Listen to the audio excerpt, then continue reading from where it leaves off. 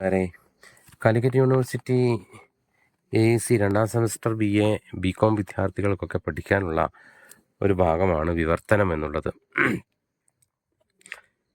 വിവർത്തനത്തിൻ്റെ നിർവചനം ഒരു പദത്തിൻ്റെയോ വാക്യത്തിൻ്റെയോ ഗ്രന്ഥസന്ദർഭത്തിൻ്റെയോ പുസ്തകത്തിൻ്റെയോ അർത്ഥം മറ്റൊരു ഭാഷയിൽ ആവിഷ്കരിക്കുന്നതാണ് നിഘണ്ടു നിർവചനപ്രകാരം വിവർത്തനം എന്ന് പറയുന്നത്.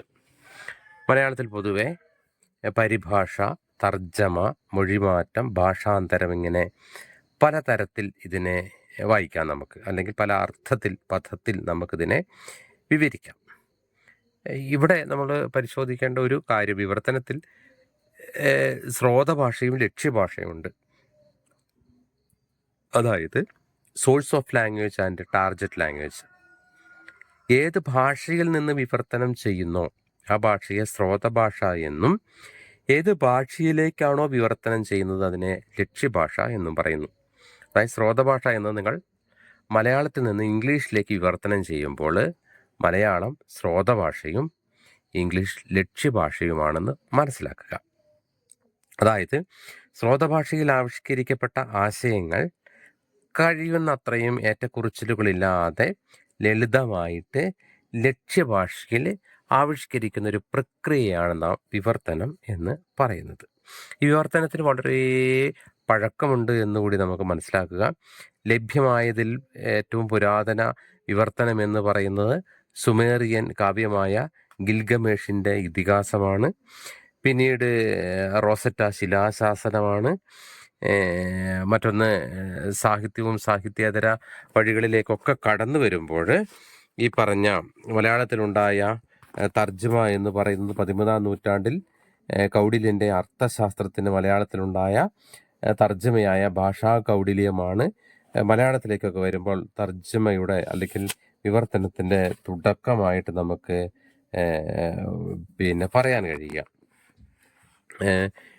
പിന്നെ നമുക്കറിയാം, ഈ 1990-കൾക്കൊക്കെ ശേഷം ഈ പുസ്തകങ്ങളിൽ നിന്നും ടെലിവിഷനുകളിലേക്കും മൊബൈലുകൾക്കും ഇന്ന് AI വരെ എത്തി നിൽക്കുന്ന സാങ്കേതിക വിദ്യയുടെ കുതിച്ചുചാട്ടം വിവർത്തനത്തിൻ്റെ താല്പര്യങ്ങളെയൊക്കെ പുനർനിർവചിക്കുന്നുണ്ട്. ദൈനംദിന ജീവിതത്തിൽ വിവർത്തനത്തെ വലിയ സാധ്യതകളിലൂടെയാണ് കടന്നു പോകുന്നത്.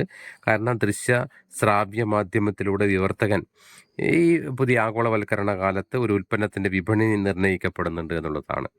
കാരണം സിനിമയും യൂട്യൂബ് കണ്ടന്റ് ഉൾപ്പെടെ എന്തും ഇന്ന് ആഗോള വിപണിക്ക് അനുസൃതമായ ഒരു പ്രാദേശികമായി പുനർനിർണ്ണയിക്കപ്പെടുന്ന കാലത്ത് വിവർത്തനത്തിന് വലിയ സാധ്യതയുണ്ട് എന്ന് കൂടി നമുക്ക് മനസ്സിലാക്കേണ്ടതുണ്ട്. നമുക്ക് പുസ്തകങ്ങളെ അപേക്ഷിച്ച് നമുക്കറിയാം, ദൃശ്യ ശ്രവ്യ മാധ്യമങ്ങളിൽ നടക്കുന്നത് വിവർത്തനമാണ്. കാരണം ലോകത്തെവിടെ നടക്കുന്ന ഒരു വാർത്തയും അനുനിമിഷം നമ്മുടെ ദൃശ്യ ശ്രാവ്യ മാധ്യമങ്ങളിലൂടെ നമ്മളിലേക്ക് എത്തുമ്പോൾ അത് വിവർത്തനമായിട്ട് നമ്മൾക്ക് വായിക്കപ്പെടേണ്ടതുണ്ട് എന്ന് കൂടി മനസ്സിലാക്കുക. ഇങ്ങനെ ഈ വിവർത്തനത്തെക്കുറിച്ച് നമ്മൾ വിശദീകരിക്കുമ്പോൾ വ്യത്യസ്തമാർന്ന വിവർത്തന രീതികളുണ്ട്. അതായത് സ്രോതഭാഷയിൽ നിന്ന് ലക്ഷ്യഭാഷയിലേക്ക് വിവർത്തനം ചെയ്യുന്നതിന് പല രീതികൾ നമ്മൾ സ്വീകരിക്കാറുണ്ട് എന്നുള്ളതാണ്. അതിലേറ്റവും ശ്രദ്ധേയം എന്ന് പറയുന്നത് റോമൻ യാക്കോബ്സൺ 3 തരത്തിലുള്ള വിവർത്തന പ്രക്രിയകളെ പറ്റി പറയുന്നുണ്ട്. അതിലൊന്ന് എന്നുള്ളത് അന്തർഭാഷാ വിവർത്തനം, 2 ഭാഷാന്തര വിവർത്തനം, 3 ചിഹ്നാനന്തര വിവർത്തനമാണ്. അതായത് അന്തർഭാഷാ വിവർത്തനം എന്ന് പറയുന്നത് ഒരു ഭാഷയ്ക്കുള്ളിൽ തന്നെ നടക്കുന്ന വിവർത്തനത്തെയാണ് നമ്മൾ അന്തർഭാഷാ വിവർത്തനം എന്ന് പറയുന്നത്. അതായത് എങ്ങനെയാണ് അപ്പോൾ ഒരു ഭാഷയ്ക്കുള്ളിൽ തന്നെ വിവർത്തനം നടക്കുക എന്നുള്ളൊരു ചിന്ത വന്നിട്ടുണ്ടാവാം. നമ്മളൊരു 13-ാം നൂറ്റാണ്ടിലെ ഒരു കൃതി, അത് പ്രാചീന മലയാളമാണ്. 13-ാം നൂറ്റാണ്ടിലെ ഒരു കൃതി എന്നുള്ളത് നമുക്കിപ്പോൾ വായിച്ച് മനസ്സിലാക്കുക പ്രയാസമാണ്. കാരണം പ്രാചീന മലയാളത്തിൽ എഴുതപ്പെട്ട ഒരു കൃതി ആധുനിക മലയാളത്തിലേക്ക് മൊഴിമാറ്റം ചെയ്താൽ മാത്രമാണ് അതിനെ നമുക്ക് ഇന്ന് മനസ്സിലാക്കാൻ സാധിക്കുകയുള്ളൂ. ഇത്തരത്തിലുള്ള വിവർത്തനത്തെയാണ് അന്തർഭാഷാ വിവർത്തനം എന്ന് പറയുന്നത്. ഒരു ഭാഷയ്ക്കുള്ളിൽ തന്നെ നടത്തുന്ന വിവർത്തനം എന്നുള്ളത്. കാരണം പ്രാചീന കൃതി എന്നുള്ളത് പ്രാചീന മലയാളമാണ്. ആ പ്രാചീന മലയാളത്തെ ആധുനിക മലയാളത്തിലേക്ക് മാറ്റുന്ന പ്രക്രിയയെ അന്തർഭാഷാ വിവർത്തനം എന്ന് പറയാം. മറ്റൊന്ന് ഭാഷാന്തര വിവർത്തനമാണ്.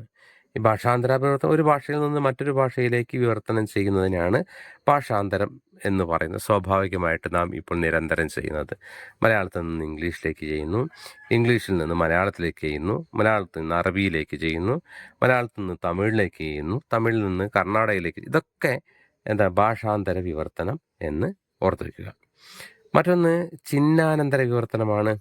ഒരു ചിഹ്ന വ്യവസ്ഥയിൽ നിന്ന് മറ്റൊരു ചിഹ്ന വ്യവസ്ഥയിലേക്കുള്ള മാറ്റത്തെ നമുക്ക് ചിഹ്നാനന്തര വിവർത്തനം എന്ന് പറയാം. അതെങ്ങനെയാണ്? ഒരു ഏറ്റവും ഉദാഹരണം നമുക്ക് ഇങ്ങനെ പറയാം. നിങ്ങൾ ഒരു തിരക്കഥ വായിക്കുകയാണെന്ന് വിചാരിക്കാം. തിരക്കഥ വായിക്കുമ്പോൾ പുസ്തകം എന്ന് പറയുന്നത് ഒരു ചിഹ്ന വ്യവസ്ഥയാണ്. അക്ഷരങ്ങളിലൂടെ കഥ പറയുന്നത് ഒരു ചിഹ്ന വ്യവസ്ഥയാണ്. കാരണം നമ്മളിങ്ങനെയാണ് ഒരു തിരക്കഥ വായിക്കുമ്പോൾ കാണുന്നത് എന്ന് വിചാരിക്കുക. രാവിലെ 7 മണി, 4 കൂടിയ കവല, കുമാരേട്ടൻ്റെ ചായക്കട എന്ന തിരക്കഥയിൽ വായിക്കുന്നു. ഇനി നമ്മൾ ഇത് ഒരു സ്ക്രീനിൽ കാണുകയാണ്. സ്ക്രീനിൽ കാണുമ്പോൾ അക്ഷരങ്ങളിൽ നിന്ന് ദൃശ്യങ്ങളിലേക്കാണ് മാറുന്നത്. കുമാരേട്ടൻ്റെ ചായക്കട എന്ന് പറയുമ്പോൾ നമ്മൾ 5 സ്റ്റാർ ഹോട്ടൽ കാണുന്നില്ല. 4 കൂടി ഒരു ഓലമേഞ്ഞ ഒരു ഗ്രാമപ്രദേശത്തുള്ള ഒരു സാധാരണ മനുഷ്യൻ്റെ ചായക്കട കാണുന്നു. രാവിലെ 7 മണിക്ക് പകരം സൂര്യൻ ഉദിച്ചു വരുന്നതോ ക്ലോക്കിലോ ക്യാമറ പതിപ്പിക്കുന്നു. കുമാരേട്ടൻ എന്ന് പറയുന്ന സാധാരണക്കാരനെ കാണിക്കുന്നു, ചായ അടിക്കുന്നു, 4 കൂടിയ കവല കാണിക്കുന്നു. ഇത് തിരക്കഥ എന്ന് പറഞ്ഞ് എഴുതി വെച്ച പുസ്തകത്തിൽ നിന്ന് ദൃശ്യത്തിലേക്കുള്ള ഒരു വിവർത്തനമാണ്. ഇതിനെയാണ് ഒരു ചിഹ്ന വ്യവസ്ഥയിൽ നിന്ന് മറ്റൊരു ചിഹ്ന വ്യവസ്ഥയിലേക്ക് എന്ന് പറയുന്ന വിവർത്തനം എന്ന് ഉള്ള കാര്യം നിങ്ങൾ ഓർത്തു വയ്ക്കുക. ഇതാണ് റോമൻ ജക്കോബ്സൺ വിവർത്തനത്തെ പ്രക്രിയയ്ക്ക് നൽകിയ 3 ഉദാഹരണങ്ങൾ: അന്തർഭാഷാ വിവർത്തനം, ഭാഷാന്തര വിവർത്തനം, ചിഹ്നാനന്തര വിവർത്തനം എന്നുള്ളത്. അതായത് പിന്നെ ചോദിക്കാനുള്ളൊരു സാധ്യത എന്നുള്ളത് എന്താണ് അനുകൽപ്പനം എന്ന് ചോദിച്ചേക്കാം. അതായത് ഒരു കൃതി വ്യത്യസ്തമായ മറ്റൊരു മാധ്യമത്തിലേക്ക് പരിവർത്തനം ചെയ്യപ്പെടുന്നതാണ് അനുകൽപ്പനം. അത് നിങ്ങൾ ഇത്രയും മനസ്സിലാക്കുക. അനുകൽപ്പനം എന്ന് പറയാവുന്നത് ഒരു പുസ്തകം സിനിമയാകുന്നതിനെ അനുകൽപ്പനം എന്ന് പറയാം. അതിന് ഉദാഹരണം വേണമെങ്കിൽ നിങ്ങൾക്ക് ചോദിക്കാം. ബെന്യാമിൻ്റെ ആടുജീവിതം എന്ന് പറയുന്ന നോവലിനെ ബ്ലെസ്സി ആടുജീവിതം എന്ന് പറയുന്ന സിനിമയാക്കിയത് അനുകൽപ്പനമാണ്. ഒരു പുസ്തകത്തിൽ നിന്ന് ഒരു സിനിമയിലേക്കുള്ള മാറ്റത്തെ, മറ്റൊരു മാധ്യമത്തിലേക്കുള്ള മാറ്റത്തെ നമുക്ക് അനുകൽപ്പനം എന്ന് വായിക്കാം എന്നുള്ള കാര്യങ്ങൾ ഓർത്തു വയ്ക്കുക. ഇത്തരത്തിൽ വിവർത്തനത്തിന് വരിക്കാൻ സാധ്യതയുള്ള വിനോദ മേഖലകളിലും ആഗോള വിപണിയുടെ ലോകത്തിലൊക്കെ തന്നെ ഈ വിവർത്തനം വലിയ, കാരണം കോവിഡിനൊക്കെ ശേഷം പ്രാദേശിക ഭാഷകളിലേക്ക് ആഗോള വിപണിയുടെ സ്വാധീനം കടന്നു വന്നിട്ടുണ്ട് എന്ന് നമുക്ക് മനസ്സിലാക്കുക. ഒരേ സമയം ആഗോള തലത്തിലും പ്രാദേശിക തലത്തിലും ജീവിക്കുന്ന ഒരു മനുഷ്യനായി നമ്മൾ മാറ്റപ്പെട്ടു എന്നുള്ളത് നമ്മൾ ഓർക്കേണ്ടതുണ്ട്. കാരണം നമ്മുടെ കൈകളിലുള്ള ഈ ഫോണിൽ നിന്ന്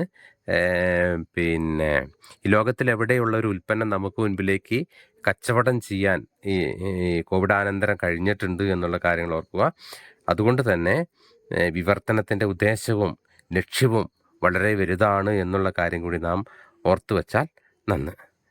ഓക്കെ, താങ്ക് യു.